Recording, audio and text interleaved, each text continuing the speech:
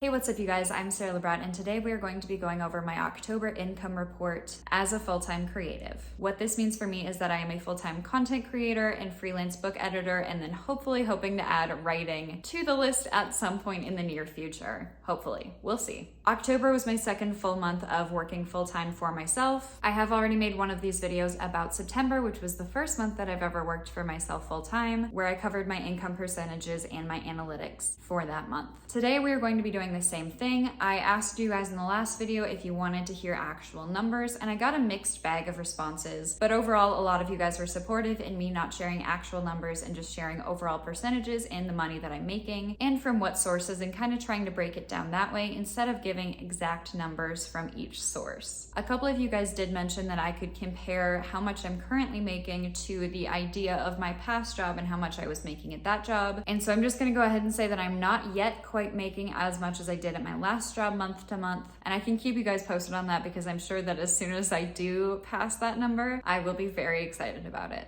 Another idea that a couple of you guys mentioned was comparing my income to my expenses, which right now I'm not going to do because my expenses vary so much month to month, because as soon as I started working for myself, I've been traveling a lot more. Like, I took 2 trips in October, I'll take 2 trips in November, I'll take 2 trips, maybe 3 trips in December. Like, I've been traveling a lot. So for right now, I'm not going to do that just because my expenses vary so wildly, and so to use that as a grounding point doesn't make a ton of sense for the income just because that number has been changing so much, but I will keep that in mind for the future. So if you go on to enjoy this video of me talking about my October income, or if you find it any kind of helpful, I would really appreciate it if you could give this video a big thumbs up, because that really supports my channel by telling the YouTube algorithm that you liked my video and then somebody else might too. And now without further ado, let's get into talking about my October income breakdown. I believe I mentioned this in the last video that I made on this topic, but month to month since last year October, so since October 2021, I have made more money from my creative sources than I have from the previous month. And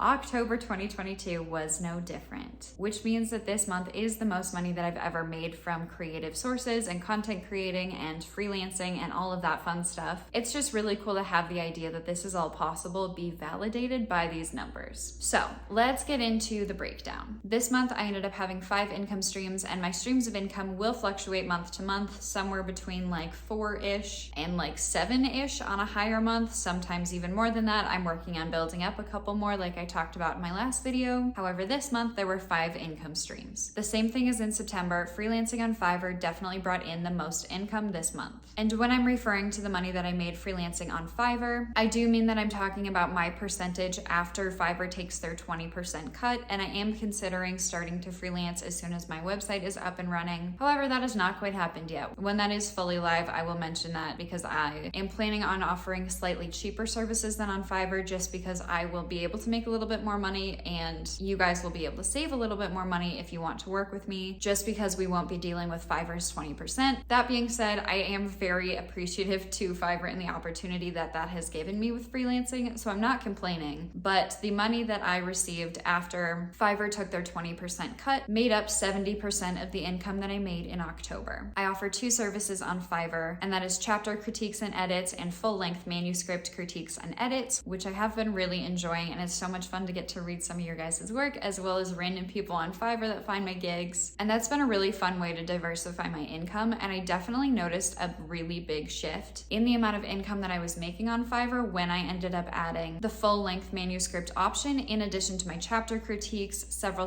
months ago, probably about 4 to 5, maybe 6 months ago. That made my income from Fiverr definitely shoot up when I started offering that full-length option. My second largest source of income during the month of October was in fact YouTube. YouTube ended up being 15.5% of my total income. I ended up publishing 4 new YouTube videos during this month, which is definitely lower than I typically want to be uploading. I would like to be uploading twice a week, but October was a very heavy month, very unexpectedly, and so I was dealing with that, and so I'm going to give myself plenty of grace with the fact that I only uploaded 4 videos, and that was the what I'm doing for NaNoWriMo and how I'm preparing, my last income report for September, how to write a book in 30 days, which is a video that I'm very, very proud of, and a vlog about adjusting to working for myself and trying to find some semblance of balance in everything going on. I also ended up posting 4 YouTube shorts, which I'm experimenting with at the moment. I'm currently only scheduling one of those per week, typically on Saturday mornings. I'm trying to figure out how often I want to upload those, but that's kind of the gist for right now. Also, right now on YouTube, I'm sitting at 13,445 subscribers, which means that I gained 605 subscribers during the month of October on YouTube. So if you are new here, hi, thank you so much for joining. Happy to have you here, and I hope you enjoyed my videos. My third income stream this month was indeed Instagram. And when I say Instagram, I mean the Instagram Reels bonus program, which means that based on the number of views that my Reels get, within a 30-day time span results in how much I get paid out from Instagram.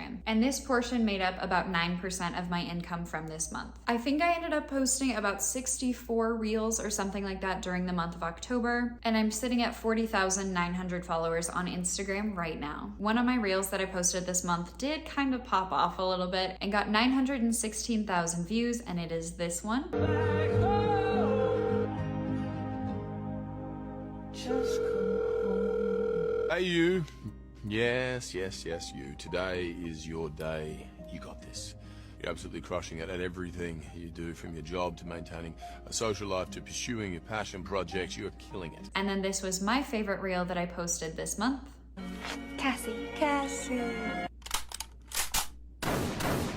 The fourth income stream from this month was a video that I had filmed for somebody else, and that ended up making about 4.5% of my income from the month of October. And then income stream number 5 that was not listed as one of the ones from last month is affiliates. I am a part of several affiliate programs, however, only one of them paid out this month. Most of them have a threshold that you have to reach within the month before it will pay out. So the one that paid out this month was from the Amazon affiliates program, and that made up 0.05%. But it's another income stream nonetheless. In the description boxes of pretty much all of my videos, I think, I leave affiliate code links to products and writing resources that I believe in and that I have used personally. And so right now I think there's 4 of them. And the 2 that are Amazon links are Aquanotes and the Scribbler box, both of which I have personally been a patron of and I love and cannot recommend highly enough. I also have these items linked in my Instagram bio, and so I'm not sure whether they came from YouTube or Instagram, but they came from one of those things. And then the 2 other links that I have been leaving regularly in my video description boxes have been the Clever Fox planners and an affiliate link for Masterclass. And the reason that these don't show up very often is, like I said, each of these has their own internal threshold that they have to hit before they will pay out. And it's just more things like, if I'm going to be recommending something regardless, I feel like I might as well leave a link in a description box or in my link tree off of my Instagram or something along those lines, just because if I'm backing them up, I don't see why I shouldn't include an affiliate link on them, especially because I only talk about products that I really like personally and only products that I will personally use and go out of my way to get. And I know that I already talked about some of my affiliate links that I already include in my YouTube videos. I want to start including another section in my YouTube videos for content creators, because I do have a pretty good number of you guys following me that are asking me what I use and what products I recommend for content creators and other people wanting to make videos. So I'm going to start doing that in this video, where I'm going to have a separate little section for my affiliate codes for products and resources that I use as a content creator that I believe in and use myself. So if you're interested to see what I ended up putting in that, make sure you check out the description box below. As I'm editing this video, I thought that it would be interesting for me to go back and look at what I earned from my creative sources last year in October to kind of compare on a bar graph to what I made in total from creative sources this year. That's a mouthful, but here is that graph.